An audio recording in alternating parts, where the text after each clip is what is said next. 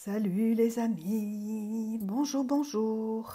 Et aujourd'hui, je veux vous proposer de réfléchir, et c'est moi qui vais réfléchir, c'est moi qui vais vous proposer de la matière à réflexion.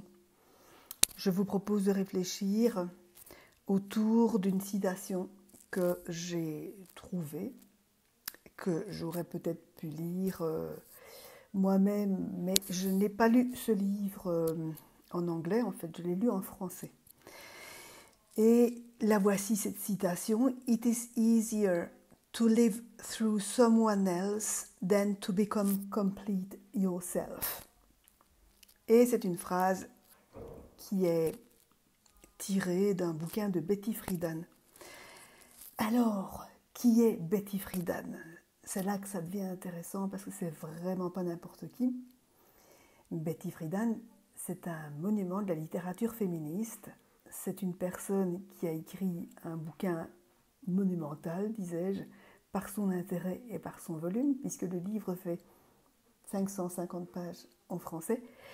Et ce livre s'intitule en anglais The Feminine Mystique et en français La femme mystifiée. Et ce livre, c'est le fruit d'une grande enquête que Betty Friedan a menée. Je regarde quelle heure il est pour ne pas vous mener trop loin. C'est le fruit d'une grande enquête que Betty Friedan a menée après s'être rendue compte que elle, en tant qu'adulte, psychologue et journaliste, elle s'est rendue compte qu'elle s'emmerdait dans sa vie d'adulte. Et elle s'est rendue compte que c'était pareil pour ses collègues, pour les personnes qui avaient été ses condisciples à l'université. Elle a tout bonnement posé la question à ses condisciples qui lui ont dit « Oui, oui, on s'emmerde ». Et ça a suscité l'envie de la part de Betty Friedan de mener une vaste enquête qui a mené à ce livre.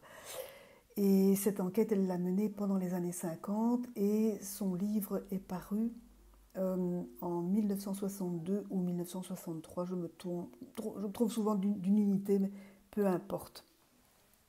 Et elle a interrogé énormément de gens, des femmes, des étudiantes, mais aussi des médecins, aussi des gens qui travaillaient dans le monde corporate, des marketeurs, etc., pour s'apercevoir que les femmes faisaient l'objet d'un travail de ce qu'on appellera ultérieurement l'ingénierie sociale. L'ingénierie sociale n'a pas été créée dans les années 50, elle a émergé beaucoup plus tôt que ça, dans les années 20.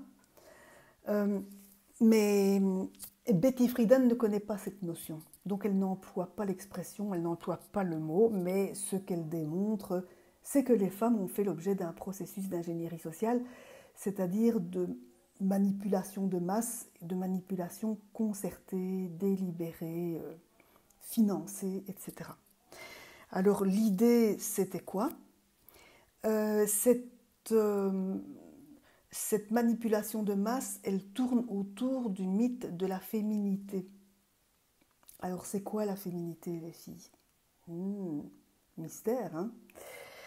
Et la féminité, c'est notamment le fait de se soigner physiquement, de toutes les manières que vous trouvez suggérées en permanence dans les revues féminines. Et c'est aussi le fait d'être discrète, d'être dans la retenue, de ne pas la ramener, de fonctionner en mode mineur, de fonctionner en sourdine, de ne pas exprimer ses émotions, d'accepter, etc. Et l'ingénierie, oui, donc ce mythe de la féminité, c'est une séquence en fait, qui va entraîner les jeunes femmes. Je ne vous résume pas le livre, hein, c'est un livre absolument passionnant, qui constitue une référence majeure pour mon propre livre, que je vous montre de peur d'oublier de vous le montrer plus tard, mais et je sais bien que vous le voyez à l'envers, tant pis. La charge mentale des femmes, de l'effondrement au sens. Donc j'explicite tout ça en détail. Dans ce livre, j'établis le lien entre ce mythe de la féminité que Betty Friedan met en valeur Et ce mythe de la féminité, c'est quoi? C'est le cycle, c'est l'espèce de parcours du héros qu'on proposait aux femmes. Mais l'ennui, c'est qu'on le propose toujours actuellement. À partir des années 50, qui consiste à être mignonne. Les filles, soignez-vous, soyez mignonnes pour être séduisante. Dans quel but? Chaque fois, c'est dans quel but? Dans quel but? Mais de vous choper un mec, les filles. Dans quel but? De vous marier. Pourquoi faire? Pour fonder une famille, pour avoir des enfants, pour acheter une maison, pour avoir une voiture, avoir un chien, tout ce qu'on veut. Et le truc intéressant, c'est que comme c'était délibéré, c'était concerté, je n'entre pas dans le détail, c'est trop passionnant, comme c'était concerté, l'intention, c'était de faire tourner les femmes en bourrique, de les rendre dingues, de les perturber mentalement, puisque les femmes sont des hommes comme les autres, n'est-ce pas?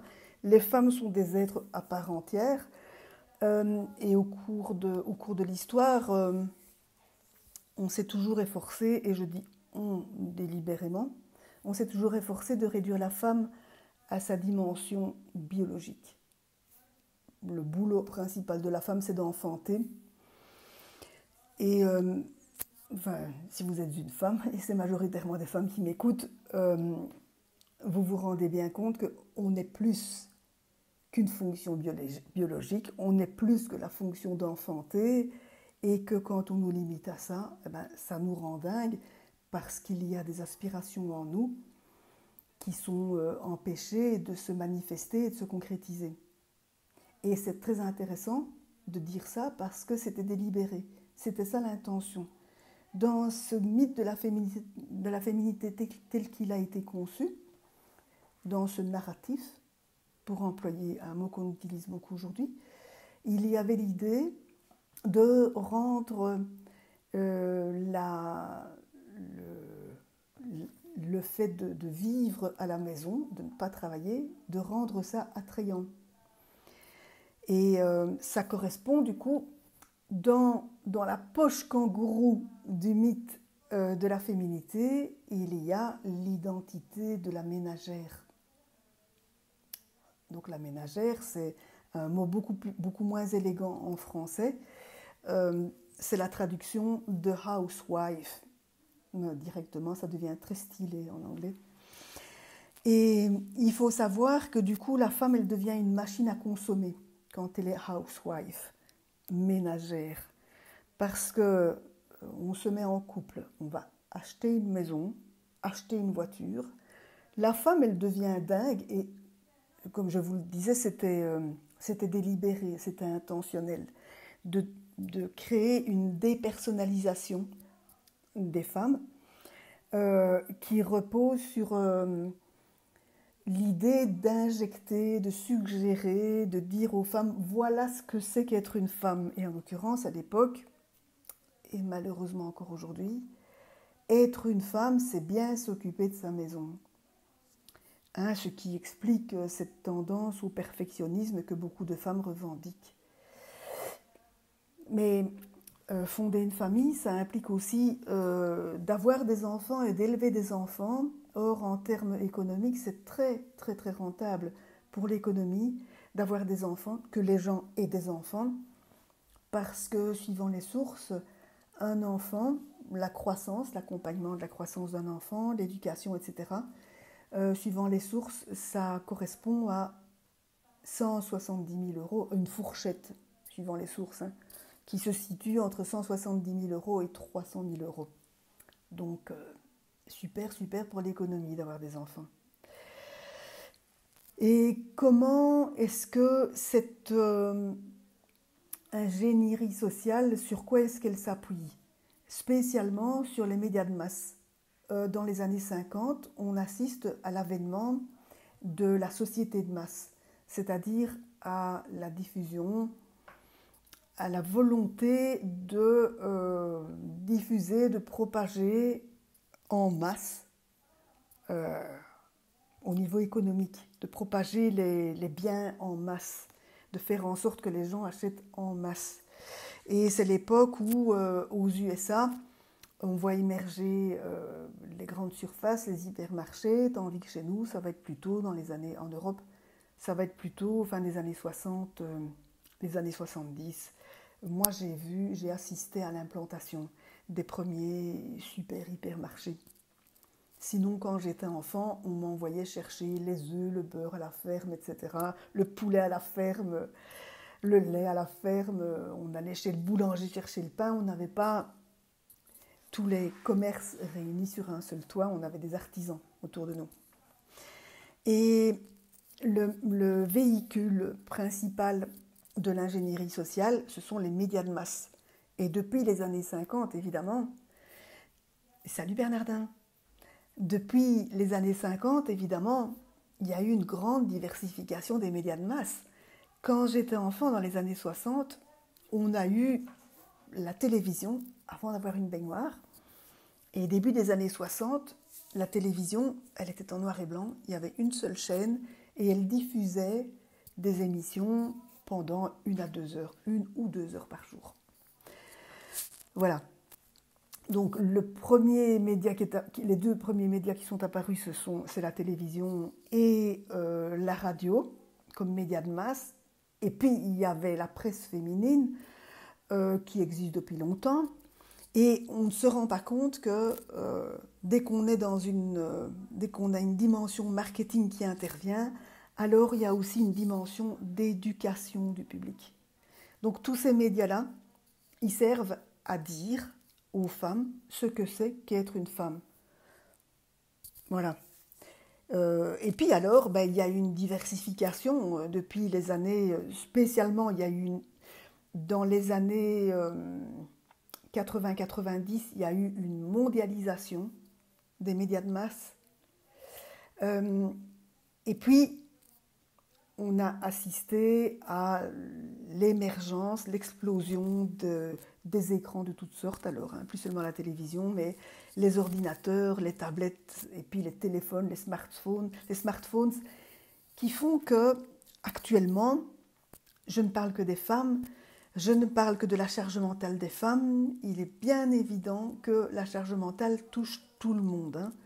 Mais moi, je me suis focalisée avec ce bouquin sur la charge mentale des femmes, parce que la charge mentale des femmes a quelque chose, comme je viens de le souligner, à voir avec l'économie, que vous savez ou vous ne savez pas que je suis une écolo de cœur depuis la nuit des temps, et que si les femmes font prospérer l'économie, elles contribuent à la destruction de la planète. C'est une équation très très simple. Et c'est pour ça que je m'attache vraiment actuellement au maximum à donner des outils aux femmes pour qu'elles prennent conscience d'abord de leur aliénation, du fait qu'elles se sont laissées manipuler. Je préfère dire ça plutôt que de dire qu'elles ont été manipulées. Elles se sont laissées manipuler et que l'enjeu actuel, si on veut pouvoir regarder ses enfants dans les yeux dans les années qui viennent, l'enjeu actuel, c'est de vraiment tempérer massivement sa consommation pour arrêter de privilégier les objets, pour déplacer son attention, mettre son focus sur les liens, qui est la seule chose importante, la seule chose qui a de la valeur, aujourd'hui comme avant, toujours.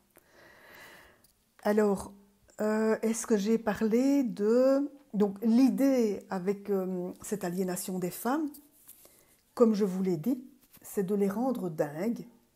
Et quand, avec l'idée qu'elles se consolent en consommant, en fait, c'est ça la logique du truc. Et de les rendre dingues, mais ce que Betty Friedan a observé, et on en observe des variantes aujourd'hui, puisque j'ai eu la veine de recueillir beaucoup de confidences de femmes qui m'ont révélé et qui m'ont permis de mettre en valeur le côté obscur de la charge mentale. C'est-à-dire le fait que l'on contribue soi-même à son propre marasme, alors qu'un discours féministe ambiant consiste à inciter les femmes à se plaindre. Ce faisant, elles se plaignent principalement de leur mec. Il est paresseux, il se fait prendre en charge, il ne fout rien, il est infantile, il attend que je lui dise que faire. Et en obtenant que ces femmes euh, me fassent des confidences sur la façon dont elles contribuent à leur charge mentale, en même temps, ça leur a permis, je les ai aidées à prendre leurs responsabilités. Dès l'instant où je dis en quoi je contribue à ce que ce soit la merde, mais en même temps, je prends la responsabilité de ce que je fais et je me mets en capacité de changer la situation. Et c'est ce que j'entends faire en fait avec mon action au sein de Tribuzen et Madame Charge Mentale. J'entends provoquer des prises de conscience et il y en a pas mal. Hein. J'ai beaucoup de feedback à ce sujet-là. C'est très douloureux à entendre parce qu'on vit dans une société qui nous incite à la compétition, y compris avec nous-mêmes, et qui nous incite toujours à dissimuler ce qui ne va pas, à ne pas nous reconnaître en tant que personne d'abord humaine, complexe, avec des hauts et des bas. On doit dissimuler ce qui ne va pas, on ne doit manifester qu'une image positive de nous-mêmes avec cette idéologie notamment du développement personnel qui consiste à dire soyons la meilleure version de nous-mêmes, mais ça veut dire quoi ce truc-là? C'est vraiment pervers comme idéologie. Hein. Et salut Karine. Et donc l'idée de ce mythe de la féminité, donc, c'est de rendre les femmes dingues en les confinant à la maison et de faire en sorte qu'elles se consolent en consommant, mais il y a eu des effets secondaires. Je pense que les gens qui ont mis en place ce mythe-là s'en foutent complètement, mais les effets secondaires, c'est que si elles sont dingues, alors les femmes s'auto-maltraitent et maltraitent aussi leurs enfants et leurs conjoints. Alors je parle des femmes, mais je vous avoue bien volontiers que j'ai cédé à ce penchant moi aussi à l'époque où j'étais mère. Il n'y a pas de raison que j'y ai échappé. Alors Betty Friedan parle de la soumission, mais la soumission féminine. Je ne vais pas parler de la soumission masculine, c'est autre chose. Elle parle de la soumission. Mais alors c'est quoi la soumission? Puisque dans cette veine féministe que j'ai évoquée, on parle toujours de la domination masculine. Mais la domination, elle a un correspondant qui est la soumission. Et c'est... Si je vous parle de soumission, vous allez me dire, mais de quoi tu parles, Patricia? C'est quoi ce truc? Alors vous allez me voir arriver bientôt avec un quiz que j'ai préparé pour vous, qui va vous permettre d'identifier à quel point vous êtes soumise. Parce que, en principe, on va rechigner. D'abord, on ne se rend pas compte qu'on est soumise, comme les hommes, ceux qui le sont, ne se rendent pas compte qu'ils sont dominants. On ne s'en rend pas compte quand une femme essaye de raisonner à un homme et de lui dire qu'il est dominant et de lui indiquer alors les modalités concrètes de la domination, ben, le mec il tombe des nues, il dit oh, je m'en rends pas compte, d'ailleurs je ne vois même pas de quoi tu parles. Et pour les femmes c'est pareil. Donc guettez ce quiz, vous allez pouvoir identifier en quoi vous êtes soumise. Alors la petite subtilité, c'est que ce n'est pas aux hommes spécialement qu'on est soumise. Là, il y a un malentendu. Oui, on est soumise aux hommes, mais on est principalement soumise à une idéologie. On obéit à un système de pensée qui est celui de la société où nous vivons et un système de pensée qui va se décliner de nouveau en sous-modalités concrètes, en comportements et qui vont faire qu'on est soumise. Alors, je vais quand même vous donner un ou deux, trois tuyaux. Comment est-ce qu'on est soumise? Ben, par exemple, en restant la petite fille de nos parents. Par exemple, en n'osant pas dire ce qu'on pense et qui va à l'encontre du projet que nos parents ont pour nous. Moi, je suis une méchante fille.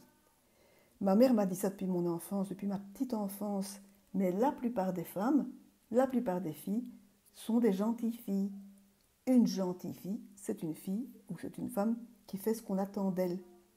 On, c'est un on vraiment diffus. À la fois, ce sont ses parents, ça peut être ses amis, ça peut être son groupe social, mais ça peut être aussi un ensemble d'injonctions intériorisées que la critique marxiste appelle l'aliénation. Pas l'aliénation, non, la colonisation intérieure. La colonisation intérieure qui va faire qu'on va être son propre bourreau. On va soi-même se brimer, s'inhiber en évoquant un autre extérieur à nous, mais qui est en fait intériorisé. Donc nous-mêmes, à l'intérieur on est dans une espèce de truc schizophrénique comme ça qui fait qu'on se maltraite nous-mêmes, quoi. On se bride nous-mêmes. Et donc l'intéressant, on a l'habitude d'imputer l'aliénation des femmes, dont la charge mentale est une modalité, une déclinaison concrète.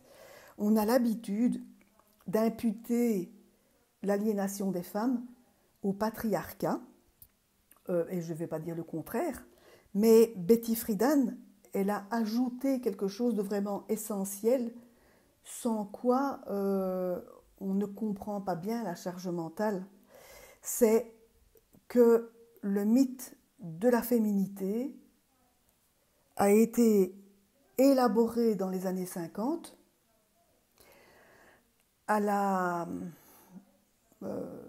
ça a été commandé en fait par le monde corporate qui a mis des millions et des millions de dollars pour qu'on élabore ces stratégies de manipulation de masse des femmes pour les domestiquer, ça c'est l'expression Betty Friedan, pour les domestiquer au bénéfice des hommes et de l'économie. Donc les domestiquer, ça veut dire les maintenir arrimés à la maison, qu'elles travaillent ou pas. Les femmes d'aujourd'hui travaillent pour la plupart, et en même temps, elles sont les domestiques chez elles, pour beaucoup de femmes, pas toutes. Donc de les domestiquer dans le sens de les maintenir à la maison, et qu'elles soient les domestiques à la maison, au profit des hommes, c'est le patriarcat, et au profit de l'économie, et ça c'est l'idéologie de la société, de la civilisation dans laquelle nous sommes entrés il y a 300 ans, la civilisation capitaliste, patriarcale. Donc l'aliénation des femmes, elle est doublement motivée par la dimension économique et par le patriarcat. Voilà. Alors, ça fait déjà 20 minutes de passer. Oula! Le truc important que je développe largement dans mon livre, que je vous remontre les amis, hop, la charge mentale des femmes de l'effondrement au sens, je vous mettrai le lien dans les commentaires. C'est plus facile de vivre à travers quelqu'un d'autre que de devenir, to become complete yourself, que de devenir soi-même complète. Eh bien l'idée c'est que là, je vous ai expliqué comment le mythe de la féminité manipulait les femmes. À l'époque, c'était en tant qu'adultes, mais en fait, ce mythe a tellement imprégné notre culture que dès toutes petites, les petites filles sont manipulées dans ce sens-là. Et que la manipulation de façon globale, la soumission, y compris chez les hommes, est d'autant plus facile à obtenir, à susciter, qu'elle est mise en place dès la petite enfance à travers les violences éducatives. Si tu es là, Karine, tu sais de quoi je parle. Les violences éducatives, elles se transmettent de génération en génération. De génération en génération, les parents briment leurs enfants avec la meilleure, animée des meilleures intentions, avec la meilleure volonté du monde, ou bien parce qu'ils ne peuvent pas s'empêcher de faire autrement que ce qu'on a fait avec eux. Et pour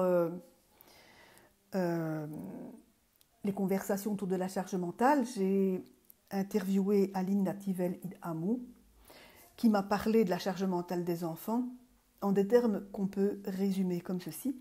La charge mentale des enfants, c'est le fait, pour un enfant, de renoncer à son enfance, c'est-à-dire tout ce qui fait l'enfance, la spontanéité, l'insouciance, la fraîcheur, l'amour. Moi, je trouve que les enfants sont des geysers d'amour. Donc, c'est de renoncer à son enfance par amour pour ses adultes, parce que c'est le langage apparemment des adultes, mais aussi pour être aimé, puisque les enfants sont totalement dépendants des adultes. Du coup, s'ils ne font pas ce qu'on attend d'eux, qu'est-ce qui va leur arriver? Ils sont en danger de mort, sentent-ils. Et du coup, de génération en génération, les enfants se coupent de leur source de vie, se coupent de leur créativité, de leur spontanéité, de ce qu'il y a de plus beau, d'unique. On parle d'unicité. Les enfants, de génération en génération, se coupent de leur unicité, renoncent à qui ils sont intrinsèquement, et à partir de là, ils vont adopter des personnalités fictives, en fait. Des personnalités qui sont suggérées par notre culture, en fait, par l'idéologie, qui sont portées par l'idéologie qui a besoin que nous soyons à la fois des producteurs et des consommateurs. Et du coup, je relis la phrase, alors, It's easier to live through someone else than to become complete yourself. Le fait d'être coupé dès tout petit de notre source de vie, notre vitalité, ça a pour effet que quasi collectivement, on entre dans un processus qu'en psychologie on appelle la dissociation. Pour ne plus être blessé massivement comme on l'a été quand on était petit, on va abdiquer, on va renoncer à cette ferveur, à cette ébullition qui est celle des petits-enfants, on y renonce, on la met au placard et on va devenir des espèces.